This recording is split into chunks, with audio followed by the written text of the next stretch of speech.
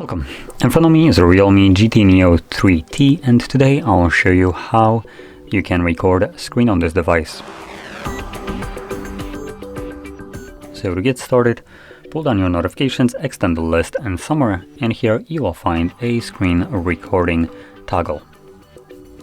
Now let's see if I can quickly find it, and there it is. So it is on the second page for me, and once you locate yours, you can either tap on it to immediately start recording, or you can hold it, and this will take you to the settings where you can just customize the quality of the recording. Now I would recommend changing definition to high, and that's about all I would recommend changing. Also have frame rate. Here, I'll just copy it at 60. And now let's get back to the toggle, so we just need to find it once more. Tap on it, continue, and agree. Now it will ask us for permission to a couple different things, like video recording, so it can record the screen, audio, so it can record the device, or microphone audio, which that was part of it, and then media or access to the device storage to save the actual recording. Now once you grant access to it, you'll have this little overlay right here where you have the close, settings option, and record. So I'll press on the record. There we go.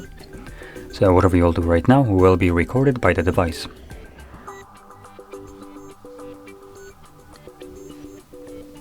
Now once you're done, just simply interact with the overlay, click on the red square, and this will automatically save your screen recording to your photos or gallery application, whatever we have right here.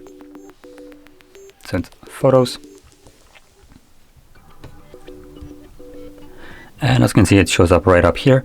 Now, if you have more photos and videos and stuff like that in here, you will probably also see categories. So you can find it in the albums, and there will be an album called screenshots and screen recordings. So you can locate it in there.